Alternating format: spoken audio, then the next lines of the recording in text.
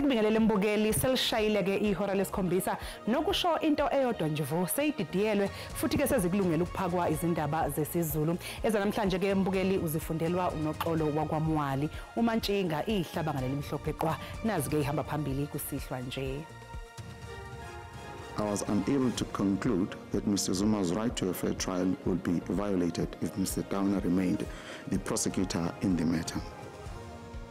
Umehluleli enkantolo ephakeme eMgungundlovu uNkosinathi Chili wethule amaphuzu okuyiwo enze ukuthi afinyelele esinqumweni sokuchitha isicelo sowayengumengameli wezwe uJacob Zuma sokuthi ahoxe umshushisi uBilly Downer odabeni lwecala lokuthengwa kweyikhali. From the Democratic Alliance side, we made it clear from day one that we do have problems with the bill, not only with the bill, but with the constitutionality of this bill. I-Democratic Alliance sixwayise i-ANC ngokuthi umengameli wezwe Cyril Ramaphosa ezoqhubeka nokushicelela umthetho osivivinyo wemfundo eyisisekelo lokho kungabeka engcupheni ivumelwano okuhlanganiswe ngazo uhulumeni wobumbano. Good start to the league is very important, you know. You hear the cliches, it's not how you start, it's how you finish, not when it comes to Kaizer Chiefs. Umdlali wasemuva weKaizer Chiefs uGiven Masango uthi kubalekile ukuthi amakhosi aqale kahle isizini yeBetway Premiership uma sitholana phezulu neMarumo Gallants eBloemfontein ngomgqibelo ntambama.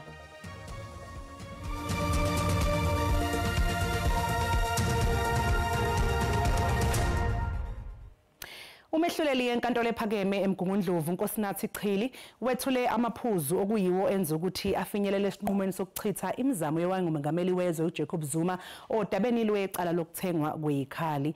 uZuma ufuna ukuthi kushenxe umshushisi wombuso uAdvocate Billy Downer kuleli cala. Ijaji uChili lithe ukuqhubeka kukaDowner njengomshushisi wecala angeke kuphazamise ilungelo likaZuma lokuthola ubulungiswa obufanele becala. Umehluleli uChili uthi akasiboni isizathu esingaholela ekutheni kukhishwe umshushisi wombuso ecaleni likaZuma. Utheke yonke imizamo yaloyo owayengumengameli wakuleli yokuthi kususwe uAdvocate Billy Downer njengomshushisi ayiphumeleli izinkantolo ezehlukene futhi izinkantolo sezinqumile ukuthi lemizamo kaZuma ihlose ukubambezela kokuqala kwecala lakhe. As things stand, there is no private prosecution.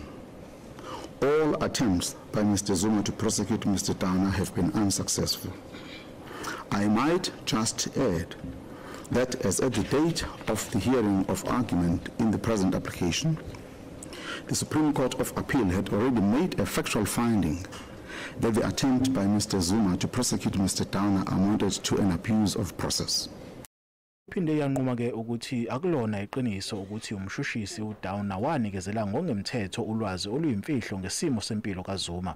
Ijaji uChili lithe ijaji elalisingethe licala ngaphambilini uPetgun lanquma ukuthi uDowner akazinikezanga izintatheli uKaren Mon kanye noSamsol incwadi kadokotela kaZuma eyabe iyimfihlo. Inkantolo ephakeme yokudluliswa kwamacala iSupreme Court of Appeal yaphinde yavumelana ke nesinqumo sikaKhun ngalolu daba.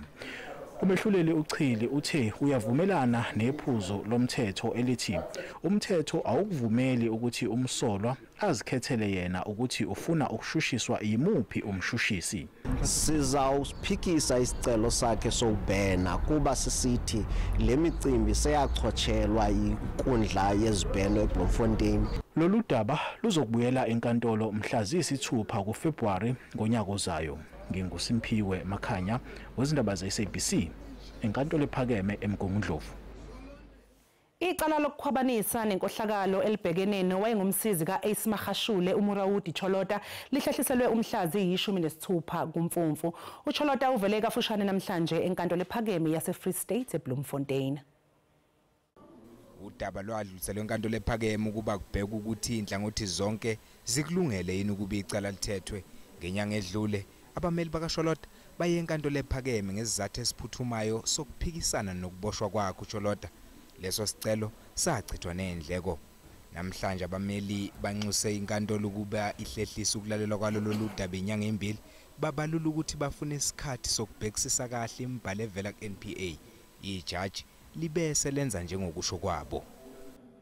One should look at it from the perspective of accused number 17, who is at least a month-old into the matter insofar as deciding as to whether it's too long or too far as compared to other accused that have been here for years and so forth, that they've got all and had all the opportunities to deal with whatever needed to be done. Just for the information of my learned colleague, I haven't got an idea what's in the docket. I know what is in the docket.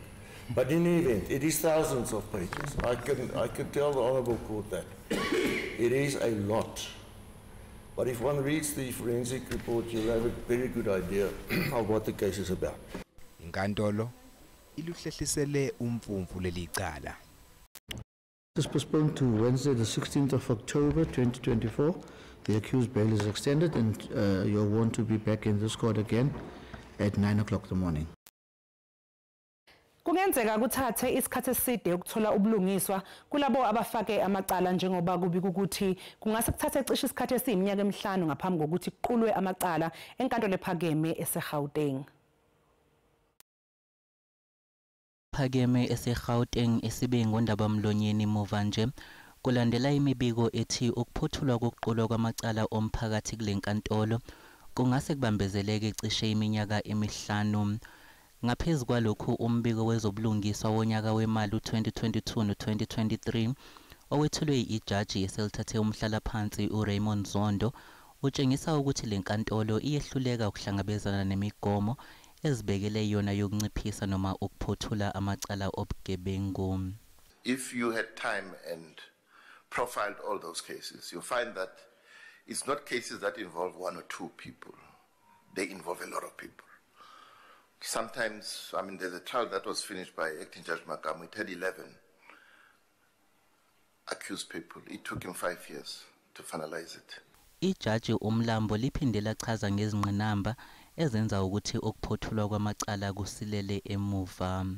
You have a lot of those cases that involve multiple accused, and they employ those tactics very effectively. And as judges, we are powerless to try and force them to say, no, I'm not going to allow that. We must run with this, we must run with this. So that's the major reason.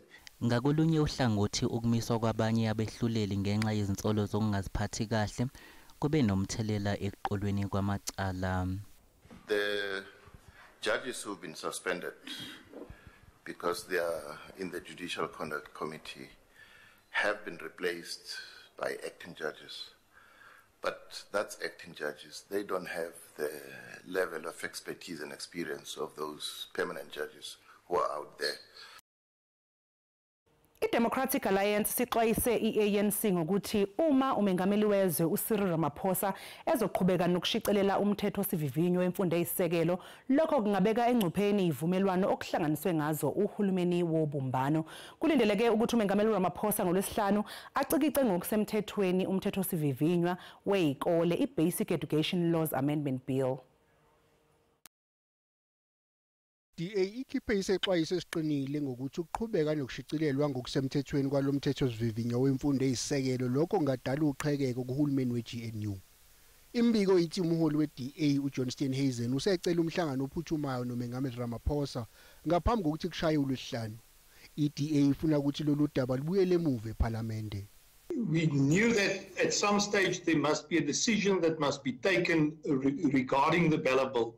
We have just the whole time been under the impression that the president will take into consideration what happened when we decided to join the government of national unity. We are now in a GNU, and from the Democratic Alliance side, we made it clear from day one that we do have problems with the Bella Bill, not only with the bill, but with the constitutionality of this bill. Earlier on, it was said that the president can only refer it back if he's got problems with the constitutionality. The DA, as well as many civic organizations, has, during the deliberations on this bill, shown where there are problems with regards to constitutionality. Mbukeli okwamanje njeke sisathi iqhunga ngapha ngaseyitolo kanti uma ngabe sibuya sizokuphathela udaba oluthi Let's be honest, no boy comes out of his mother's womb DNA wired to abuse or to be a racist or to be anything like that. These things are learned. Something happens on the journey from boy to man. Umlando wakulelizwe uhlonzwe njengenye yezimbangela zokuthi sidlondlobale njalo isibalo sezigameko zodlame olweyamene nobulili ezweni.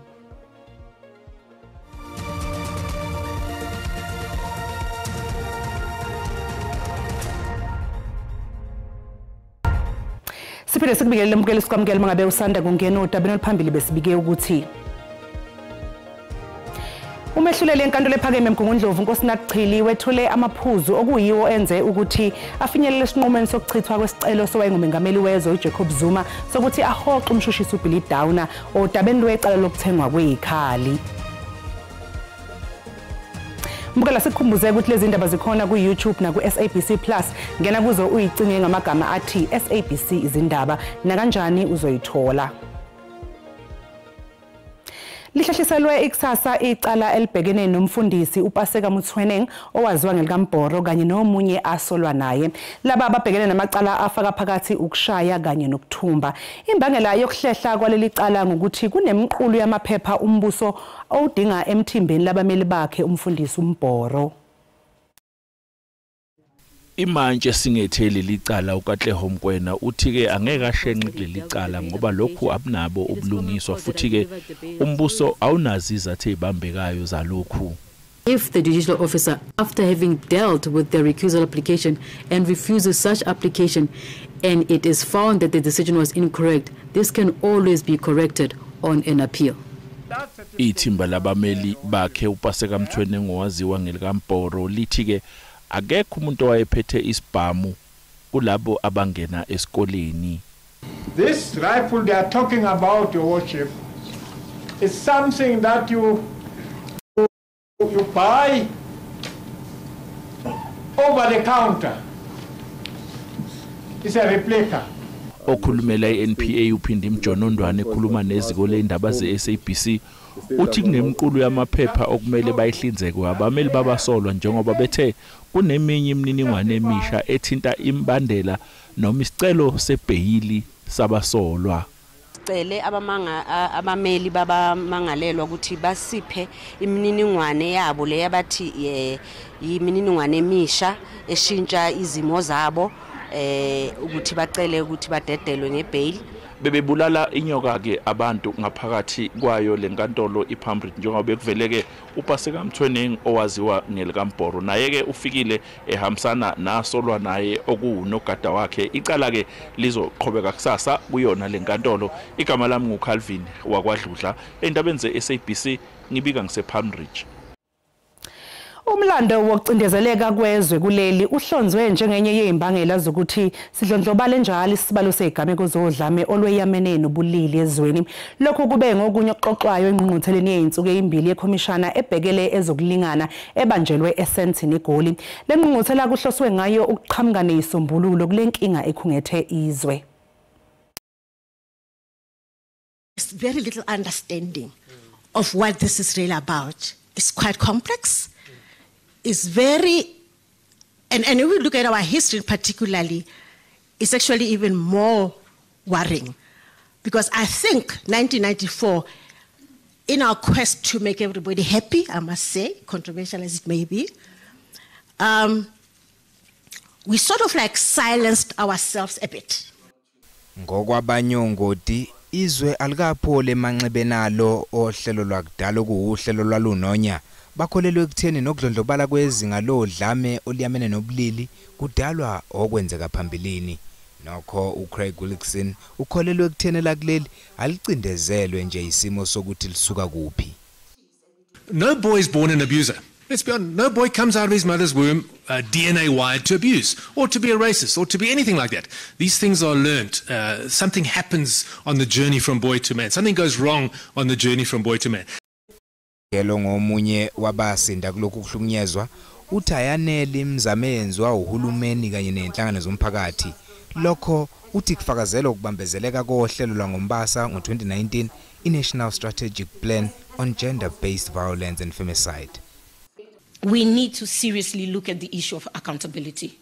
If we do not become accountable, if we do not force accountability, we will be sitting in this room in 30 years' time with the same numbers. Uhulumeni ngakolunye uhlangothi usenxuse nasemphakathini ukuthi kuliwe nodlame oliyamene nobulili.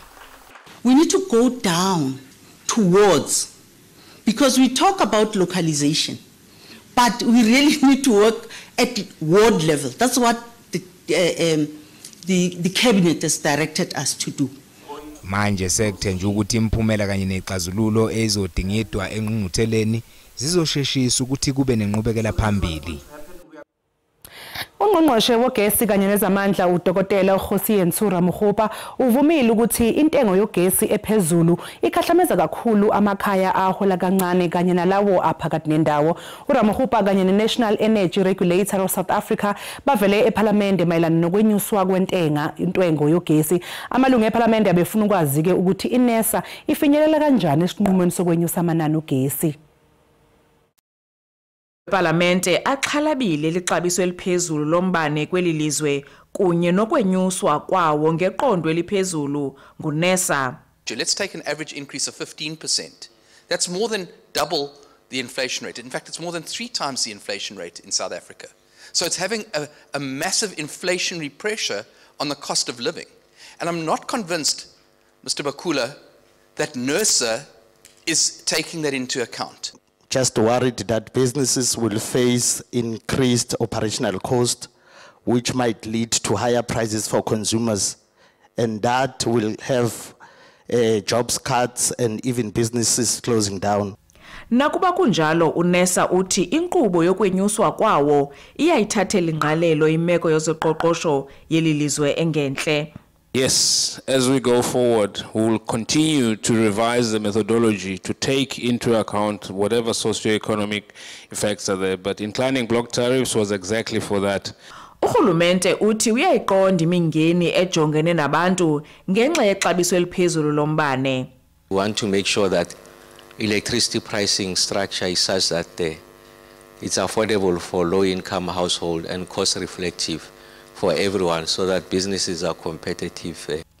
uNERSA ukwathi uyabhena kwisigqibo senkundla ephakamileyo yomntla Gauteng kwisicelo esathunyelwa yiAfriforum ngomasipala ababevunyelwe ukwenyusa umbane. Inkundla yagweba ngelithi esosivumelwano asikho semthethweni. Dingilulama Matya wendaba ze-SABC eParliament eKapa. Ibhodi le-World Skills limema wonke amazwe ukuthi ahlanganyele emkhankasweni ukuthuthukisa amakolishi ama-TVET emhlabeni jikelele.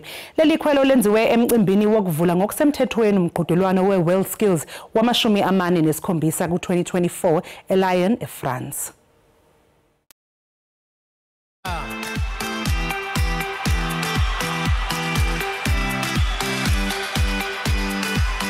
Bekumzuzu ogcwele injabulo nenhlokomongo ngesikhathi kwethula ngokusemthethweni ingqungquthela ehambisana nomncintiswano wamakhono iWorld Skills kwidolobha eLyon ezweni laseFrance.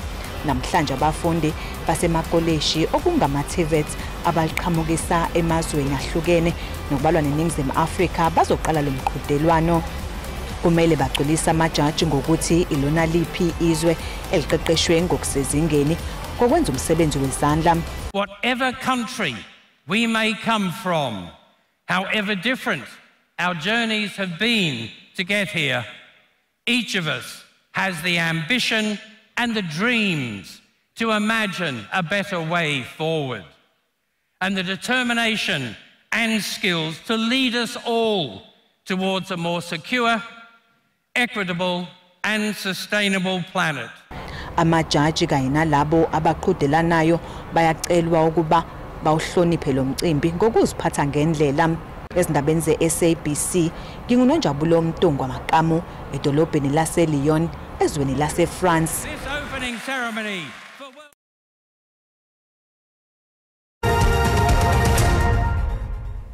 Kanti ke mbukeli kwezomnotho beluphansi uhwebo lwerandi emarket namhlanje. Libiza u17.95 edoleni laseMelika libo u23.36 kupondo kanti lingu19.76 ku euro. Ipula laseBotswana libiza u1.33. iJSE vale inkomba yezabelo iphansi. Igolide libiza $2,509 i-ounce, iplatinum libiza $943 i-ounce, uwela ngohluziwe ubiza $69.32 umphongolo.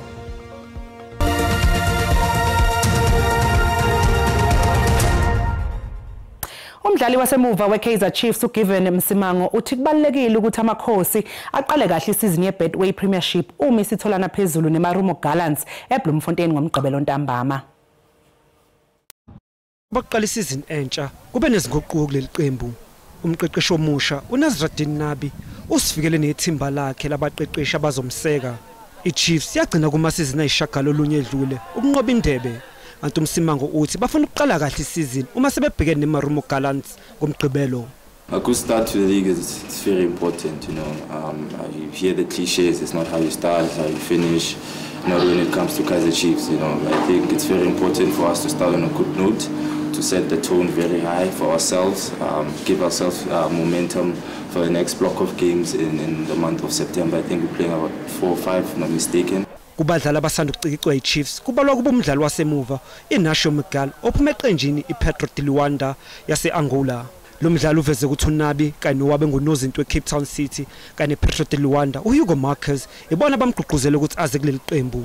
He just told me don't think twice, you know. Kaizer Chiefs, it's biggest club in South Africa, in Africa, world recognized, and if I want something different on my career and a new challenge, there is no better club to go and try to do something different. So yeah, Hugo Marquez, he forced me also to move here. He makes me happy also. Umdlalo phakathi kweChiefs kanye neGallants uzoqala uma seligamenxa ihora lesihlanu ngomgqibelo ntambama enkundleni yezemidlalo iFree State Stadium. Mbukeli umhlahlo wesimo sezulu uzolandela ke emva kwekhefu nomadlamini ungalingeke uphuthelwe sathi nje qonga seyitolo.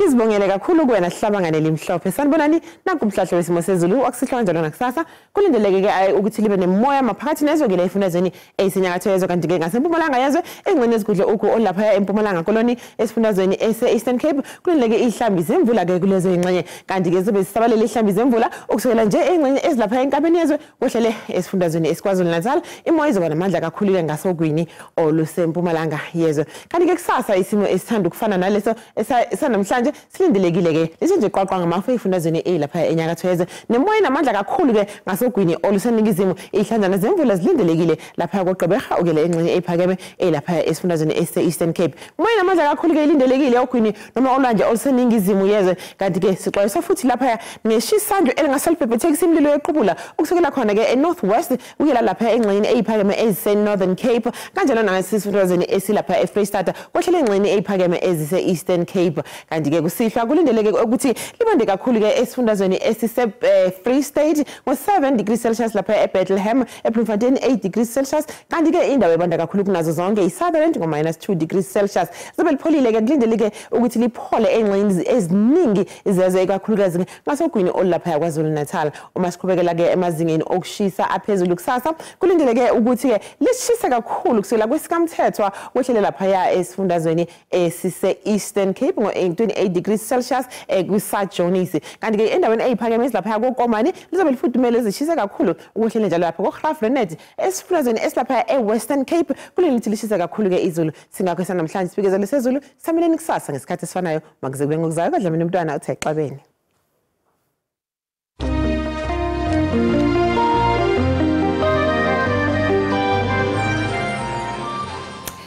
Mbukeli isiguqisi lapho ke besikuphasele zona namhlanje kusihlwa kusasa bakhona ke kodwa phela oza kwethu bazobe benilethela izindaba ngolwimi lwesiXhosa nibe nje nobusuku obuhle nisale kahle.